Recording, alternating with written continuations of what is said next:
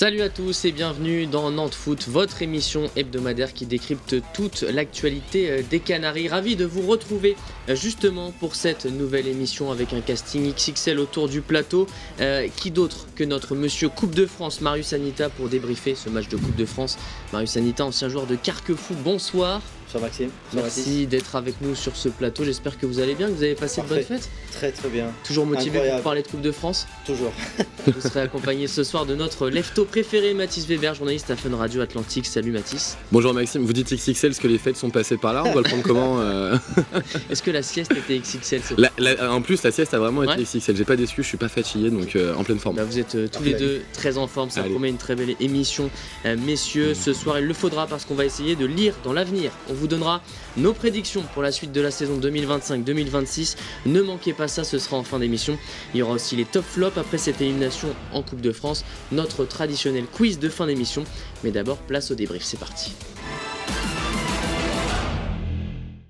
Laval il y a 2 ans, Brest la saison passée, Nice cette année pour la 3e fois consécutive. Le FC Nantes s'arrête dès les 16e de finale de la Coupe de France. Après un match nul 1-1 dans le temps réglementaire, les Canaries se sont inclinés 5-3 dans l'épreuve cruelle des tirs au but. On revoit tout ça en images avec une première période plutôt équilibrée entre les deux équipes, mais des Niçois plus efficaces devant le but. Sur leur premier tir cadré, les Aiglons ouvrent le score grâce à Sofiane Diop à la 25e. Menés 1-0 à la pause, les Canaries vont réagir dès le retour des vestiaires. Servi par Cabella à la 52e, Guirassy égalise d'une frappe contrée, 1-1. Tout est donc à refaire dans ce match et à la 66e, Nice obtient un penalty pour reprendre l'avantage. Penalty stoppé par Patrick Karlgren qui redonne espoir aux Canaries. En face, le gardien niçois Maxime Dupé, ancien de la Maison Jaune, réplique avec brio et permet aux Niçois de préserver le score nul, notamment sur ce coup franc surpuissant de Mathis Sabline. 1-1 score final, les deux équipes doivent donc se départager au tir au but et à ce petit jeu, ce sont les Niçois qui l'emportent grâce à leur gardien, encore une fois, auteur de cet arrêt déterminant face à Youssef El Arabi. Dernier tireur niçois, Kevin Carlos, met fin à tout suspense et envoie les siens en 8e de finale. On écoute tout de suite quelques réactions d'après-match. Ouais, de la déception parce que on se fait éliminer et on peut jamais être satisfait après une élimination. Donc forcément déçu pour les garçons parce que je pense qu'ils ont mis du contenu ce soir, notamment cette deuxième mi-temps. Même si sur la première on n'a pas été tant que ça mis en danger, mais j'ai aimé cette agressivité, cette envie d'aller de l'avant. Je pense que les gants qui chauffent le plus ce soir, c'est les gants du gardien niçois. Dégoûté parce que voilà, on a fait un très gros match, je trouve. Très fier de l'équipe, on est sur une bonne dynamique et voilà, on aurait voulu l'emporter et donc déçu sur le résultat du match. Kelvin Amian dégoûté après cette élimination cruelle au tir au but. Ahmed Kantari très déçu, messieurs. Sur 10, quelle note vous mettez aux Canaries après ce match ? Fallait le noter sur 10 effectivement, sur un match comme ça, non qualifié, forcément on n'a pas la moyenne bien évidemment. Donc très déçus nous aussi de cette prestation et de la non-qualification. En dessous Donc de pas la la moyenne moyenne, 4 ? évidemment. Oui. Non, moi je vais être un peu plus sympa, je vais quand même dire 5. Je vais quand même dire ça et je vais m'expliquer après. Mais Allez-y. je peux le faire maintenant. Allez-y. Allons-y. Non, je dis 5 pourquoi ? Parce que je trouve que c'est un match qui confirme pas grand-chose, qui n'est pas non plus absolument déceptif. Bon, c'est un match où on retient pas grand-chose, mais j'ai pas été déçu de ce qu'ils ont produit hier. On s'attendait quand même à de la continuité par rapport à Marseille. On l'a pas vu, mais on n'a pas non plus vu quelque chose de catastrophique sur le terrain. Donc la moyenne, ça me semble... Après le résultat nous fait dire que c'est difficile d'obtenir la moyenne parce qu'on était sur un match sanction, on a forcément Après, le résultat est nul, C'est vrai, mais exactement. effectivement, Malheureusement. il y a des Professeur sévère Marius Anita, ce soir, il y a quand même de quoi avoir des regrets après cette élimination. Toujours quand ça se joue au tir au but, mais aussi par rapport au scénario du match. Oui, je le pense aussi parce que ces deux équipes-là étaient en recherche de capital confiance et les Niçois étaient avec un effectif réduit, pas mal d'absents. Et je 15 trouve que absents au total. voilà, C'est c'est quand même énorme. Et je trouve que le début du match était à l'avantage des Nantais. On sentait qu'il y avait possibilité de passer ce stade de Coupe de France. Et tout d'un coup, ça s'est un peu effiloché au fur et à mesure du match. Donc, très déçu parce qu'il y avait moyen de faire mieux. Elle était prenable, cette équipe de Nice, Mathis ? Oui, pour moi, ils sont passés passé à côté de quelque chose. Il y avait moyen de faire largement mieux. Je pense que quand Karlgren sauve le penalty, il se passe quelque chose. On se dit ça va relancer le match, ça va relancer une dynamique. Ouais. C'est vraiment un tournant. Dans les 2-3 minutes derrière, je crois qu'il y a une action nantaise où on se dit là, s'il marque, ça peut changer le cours du match. Et au final, ils perdent ce match. Donc non, il y a quand même de la déception, mais c'est vrai, je rejoins Marius qu'au début du match, on a eu le sentiment que Nantes pouvait vraiment obtenir un résultat. Après, Nice a un peu plus mis le pied sur le ballon, mais il y a eu des tournants que Nantes n'a pas su saisir. On va regarder le momentum de ce match, messieurs. Vous en avez l'habitude maintenant, les temps forts. Vous le voyez, Nantes en vert, Nice en bleu, et vous voyez des temps forts quand même en faveur plutôt des Canaries sur ce match. 15 tirs à 8, 6 tirs cadrés à 3. Ce qui a manqué, c'est, comme on le dit souvent, c'est le dernier geste, c'est l'efficacité finalement. Oui, c'est l'efficacité. À un partout, rappelons-nous, après le pénalty arrêté, on a quelques possibilités. Et là, on peut tuer clairement le match. Donc le tournant de ce match-là, le pénalty et ensuite les actions qu'on a derrière, aurait permis au FC Nantes de passer. Mais voilà, c'est comme ça. Il y a un premier tournant dans les toutes premières minutes qu'on n'oublie pas aussi, c'est la frappe de Koné. C'est quand même un contre 1. C'est un contre 1. Il peut d'entrée de jeu mettre un but. Donc Nantes n'a pas saisi ces occasions et c'est en ça qu'on ressent de la déception, parce qu'on a vraiment le sentiment qu'ils auraient pu, en étant plus efficaces, gagner ce match. Et sur la séance des tirs au but, quelques regrets aussi, évidemment. Youssef El Arabi manque d'efficacité là aussi. Il avait déjà raté il y a quelques temps. Il s'était repris. Il avait marqué en 2 temps son penalty. Là, cette fois, c'est pas passé. Il y a 2 écoles sur les penalties. Certains disent la loterie. C'est absolument pas la loterie, évidemment. C'est un geste technique. Il est travaillé, il est exercé assez régulièrement par tous les joueurs. Donc, je trouve dommageable quand c'est raté par un attaquant. Ben oui, je trouve que son tir il est très moyen. Faut bien se dire les choses. J'ai regardé les images, le tir il est quand même assez moyen. Oui, Karlgren il fait ce qu'il peut sur le premier péno dans le match. Derrière, il sort pas une grosse séance de pénalty. Mais ils sont très bien tirés par les Niçois. Il est dessus. Ils sont très bien tirés par les Niçois. Il part bien, Mathis. T'as remarqué. Oui, c'est pour ça qu'ils sont très bien tirés par les Niçois. Il est jamais bien loin. Mais de toute façon, on va en reparler, je crois. On va s'intéresser maintenant, messieurs, à la composition d'équipe alignée par Ahmed Kantari pour ce match de Coupe de France. Composition un petit peu surprenante, on peut le dire, avec pas mal de changements par rapport au dernier match. Vous le voyez, un système de retour à 4 défenseurs. Il y a plus 5 défenseurs, il y avait 4 défenseurs sur ce match et pas mal de turnovers, on l'a dit, Patrick Karlgren dans les buts, Junior Mwanga en défense centrale par exemple, un milieu de terrain inédit, Le Penant, Duff, Kabela et une attaque Guirassy, Tabibou, Koné, attaque très jeune. Est-ce que vous avez compris, messieurs, cette équipe alignée par Ahmed Kantari? C'est 6 changements, je crois, par rapport à Marseille, c'est énorme. Pour être tout à fait honnête, non. Quand on voit la compo arriver, on est nombreux à se demander pourquoi Ahmed Kantari fait ce choix de turnover. Moi, en tout cas, j'aurais eu tendance à penser qu'il fallait une continuité par rapport au match de Marseille pour que les joueurs puissent conserver ou obtenir de la confiance. En tout cas, créer vraiment une équipe qui puisse enchaîner les matchs et potentiellement les victoires. Donc, non, très étonné au moment où cette compo sort. Repasser à 4 derrière en remettant Koza et Amiens aussi, j'ai été absolument étonné parce que j'ai trouvé Koza, et d'ailleurs on l'a vu à la fin du match, moins mauvais en défense centrale, plus performant effectivement. Machado qui vraiment prend de l'ampleur sur le côté. Il faut dire que Fabien Santos aussi était absent pour ce match, qui a peut-être poussé à ce changement de système. En tout cas, Machado aurait pu aussi jouer tout de même sur le côté gauche. En tout cas, on a posé la question à Ahmed Kantari, pourquoi ce changement de système, pourquoi ces changements de joueurs pour ce match? Écoutez sa réponse. Comme je vous l'ai toujours dit, moi je ne suis pas fixé sur un système, on doit être capable de jouer à 4, de jouer à 3, de jouer à 5. Et puis après, voilà, cette mission commando, ce maintien, on va avoir besoin de tout le monde. Ce ne sera pas des individualités, ce sera une force collective. Et tous les joueurs travaillent bien, comme je l'ai dit depuis le début, sont impliqués à l'entraînement. Donc aujourd'hui, voilà, il faut instaurer une concurrence aussi.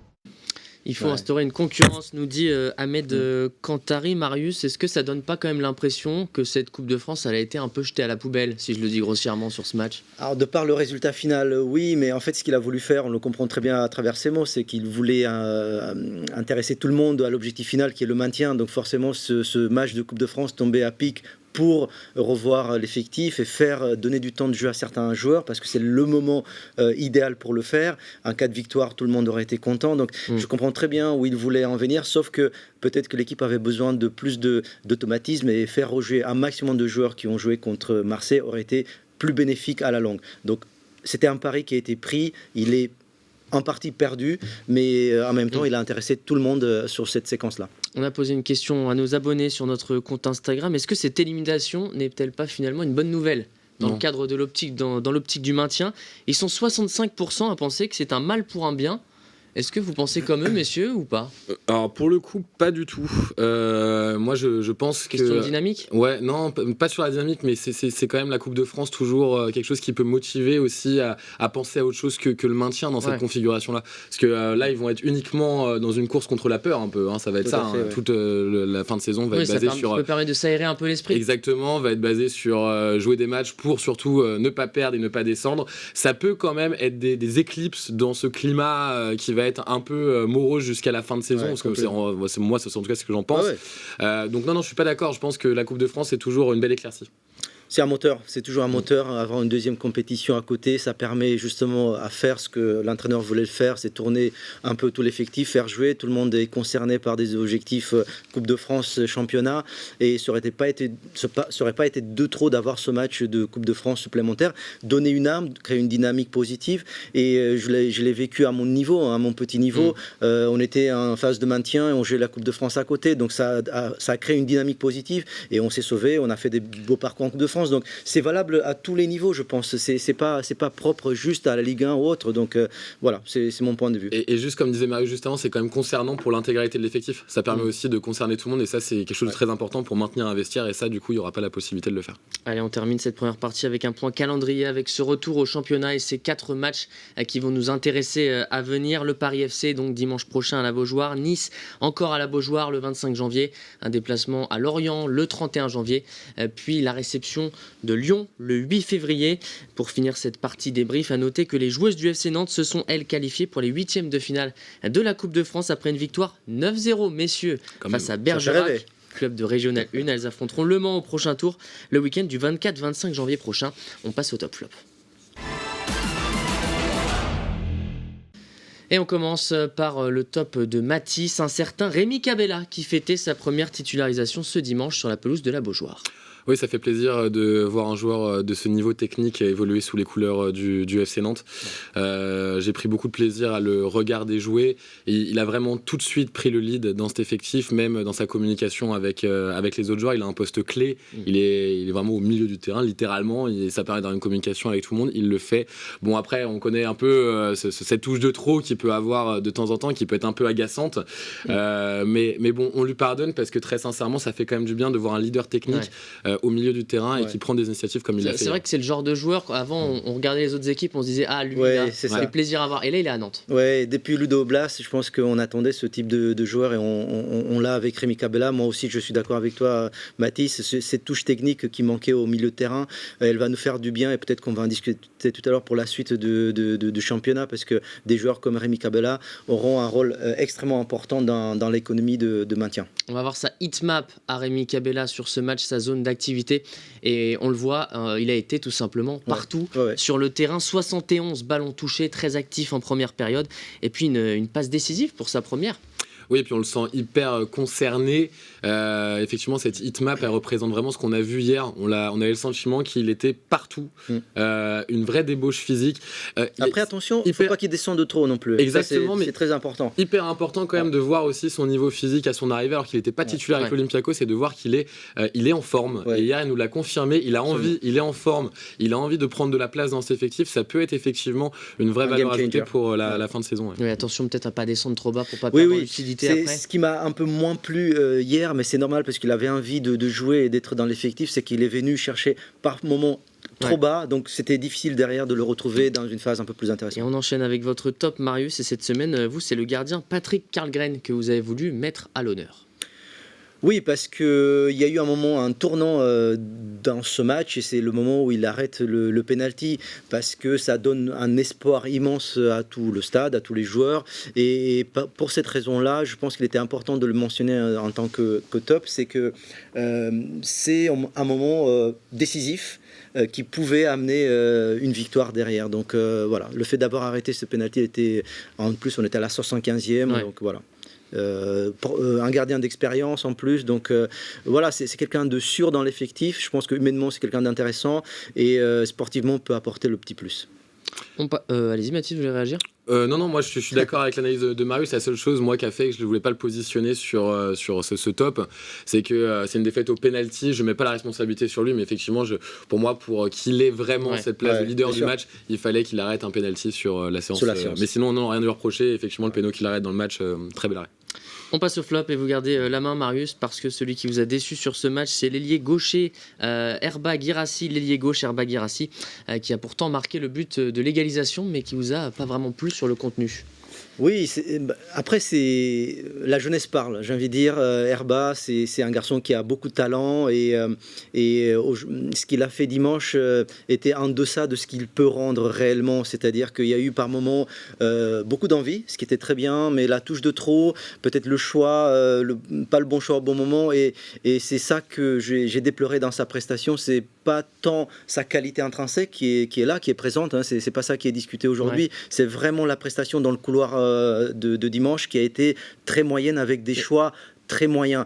À son crédit, le but, mais là, ça ne l'exonère pas non plus de la prestation globale, bien évidemment. C'est encore trop brouillon pour en faire un titulaire. C'était brouillon, voilà. C'était brouillon dimanche, mais comme la jeunesse nous surprend tout le temps, je pense qu'il peut se rattraper très rapidement aussi. Donc, oui, voilà. Et puis ce but, c'est quand même un petit miracle. Voilà, il y a quand même beaucoup de chance dans ce. Mais c'est le moment où il a joué le plus simple en fait. Quand on regarde ce but-là, c'est qu'il prend la balle, il fait un contrôle, il frappe, donc il a pris cette décision et par moment il a un petit peu abusé. Après, le temps file, Mathis, on va passer à votre. J'ai jamais le droit au bonheur.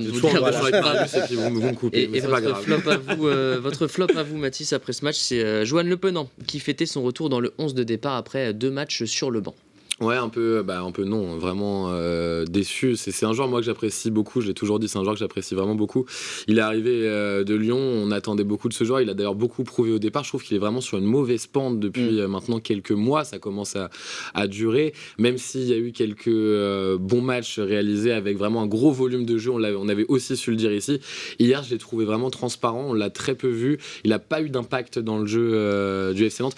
Il a récupéré moins de ballons que ce qu'il a fait aussi sur certains matchs. Voilà. Donc vraiment déçu de son volume de jeu. On le sait capable de beaucoup mieux et c'est pour ça que je l'ai mis ici. Ouais, il a une débauche d'énergie très impressionnante et malheureusement ça lui porte préjudice à l'arrivée parce que le compte n'est pas positif pour lui en termes de récupération, en termes de poids sur le match et ça c'est vraiment dommageable parce que c'est un garçon qui donne beaucoup de beaucoup de physique. Il est là, il est présent, beaucoup de sa personne et finalement il n'est pas récompensé. On sent pas échanger avec les joueurs, on ne sent pas. On sent très peu d'impact. Il n'y a pas eu d'alchimie non plus avec ses partenaires au milieu de terrain. Il n'y a pas eu d'alchimie, il n'y a pas eu de lien, tout simplement. Merci beaucoup, messieurs, pour ces top flops. On passe au dossier de la semaine.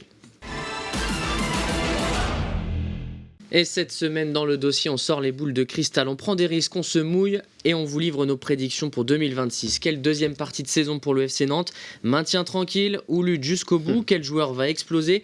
Qui risque de décevoir? On prend les paris et on commence par le plus important, le classement de fin de saison. Vous avez été très nombreux à vous prononcer sur le réseau social X avec beaucoup d'avis différents. On a les optimistes comme Bushman qui nous dit « Je pense qu'on va remonter au classement et finir 13, 14 ou 15e, voire un peu plus haut. » On a ensuite Christophe qui nous dit « On finit 15e. Derrière nous, Auxerre, Le Havre et Metz. » Et puis on a les plus inquiets comme Sonny qui écrit « Descente pour le FCN à force de jouer avec des allumettes un jour. On finit par se brûler » ou encore Jocle qui nous prédit une place de barragiste. Messieurs, dans quel camp vous rangez-vous? Pas dans le camp des optimistes absolus, ça c'est certain. Non, je pense, à titre personnel, je pense qu'on va... Le spectre de la Ligue 2 n'a jamais été aussi proche que peut-être que cette saison-là. Par contre, l'arrivée des nouvelles recrues donne de l'espoir. Et je pense qu'avec ces nouvelles recrues, on peut péniblement, mais on peut se sauver à la fin de l'année. Moi, je préconise effectivement un sauvetage à la nantaise dans les 2 derniers matchs. Avec les barrages ou sans les barrages? Sans les barrages, bien sûr. Donc sauvetage, 15e sauvetage net. Mathis? Mais j'aime bien quand Marius dit à la nantaise parce que c'est tellement un schéma qui se reproduit que je pense qu'on peut reprendre ce qu'on a dit à on va dire la même chose. Mais je suis d'accord que là le recrutement nous donne un peu d'optimisme. Par contre, je rejoins Marius sur le fait que ça va quand même être difficile. On est sur un schéma qui est pas hyper optimiste.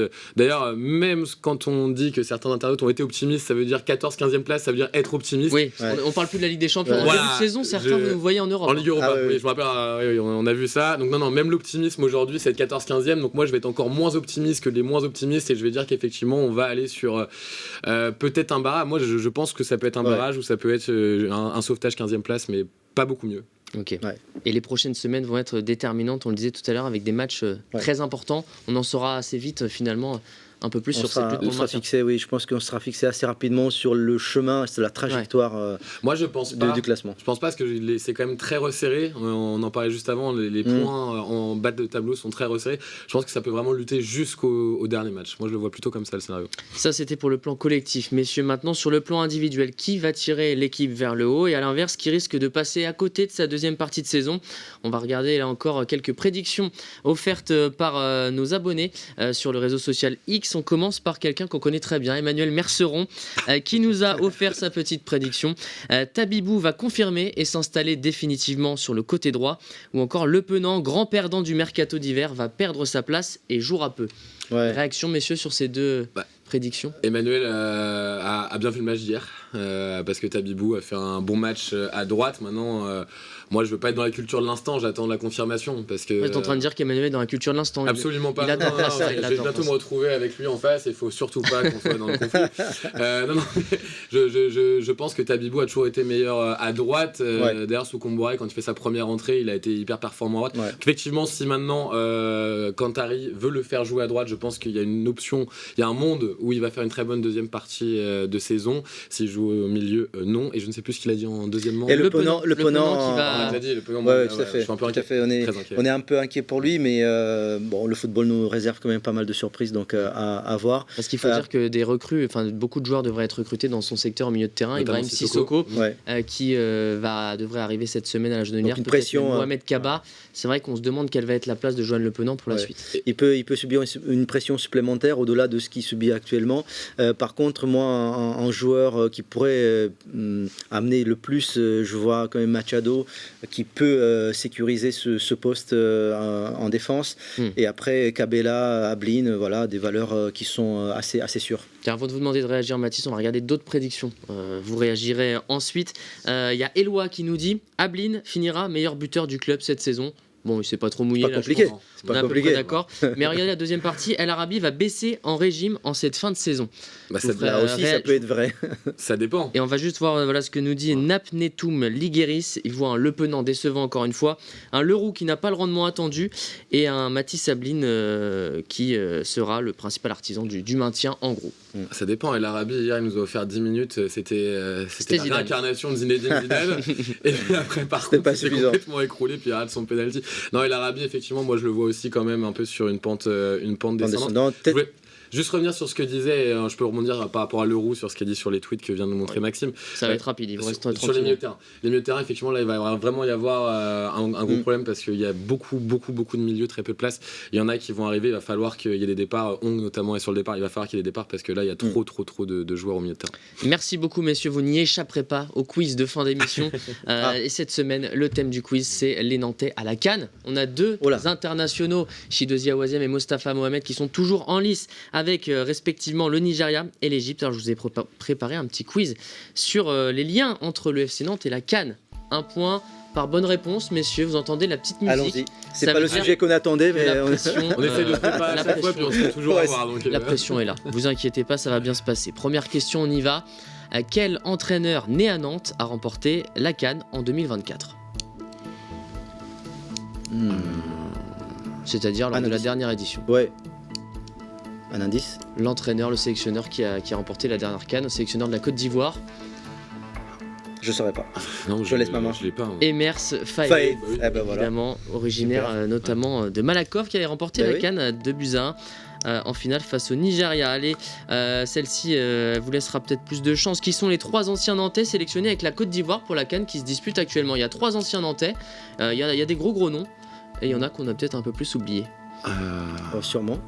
Alors notamment un milieu de terrain, un défenseur central et un attaquant. C'est des Nantais vraiment qui étaient très récemment, jusque très récemment. Ouais, mais c'est toujours. Non, c'est compliqué. J'ai pas l'équipe de Côte d'Ivoire en tête. Bon, un indice. Gardien qui a gagné la Coupe de France avec le FC Nantes. Lafont. Alban Lafont, ouais. Un point pour Marius. Défenseur central. ancien milieu de terrain, désormais défenseur central, qui joue désormais avec le FC Metz. Qui est le défenseur central du FC Metz. Ah oui. Oui, je vois très bien. Jean-Philippe Gébama. Et le dernier nom était l'attaquant Evan Guessant, ce qui nous fait 3 attaquants en Côte d'Ivoire. Celle-ci, vous allez l'avoir, Marius, j'en doute pas. Avec quelle sélection l'ancien Nantais Salomon Olembe a-t-il remporté 2 Coupes d'Afrique des Nations? Vous avez suivi cette époque-là? Oui. Il était au match des légendes, Salomon. Oui, tout à fait. On l'a revu il n'y a pas très longtemps. Avec quelques kilos en plus. C'était Cameroun. Le Cameroun. Ouais, bravo, bien joué. Bien joué, un partout. Allez, on enchaîne. Qui est le meilleur buteur africain de l'histoire du FC Nantes? Messieurs, c'est un illustre attaquant nantais, attaquant même pas, milieu offensif. C'est Jafet Endoram. 87 buts. Bien sûr. Pour Jafet Endoram, qui nous vient du Tchad et qui est le 9e buteur de l'histoire du club. Voilà, alors c'était pas le plus grand des quiz. On va dire égalité, messieurs. 2-1. J'ai gagné 2-1. 2-1, ok. Ah oui, bien sûr. On revoit l'expérience du footballeur, un petit peu de mauvaise foi. Merci, messieurs, en tout cas, pour toutes vos analyses, plus que pour ce quiz, d'ailleurs. Comme d'habitude. On se retrouvera évidemment la semaine prochaine pour débriefer toute l'actu des Canaries. Le prochain match, ça sera dimanche à 17h15, FC Nantes contre le Paris FC sur la pelouse de la Beaujoire. Match très important dans la course pour le maintien. Bonne soirée à toutes et tous sur Télénote.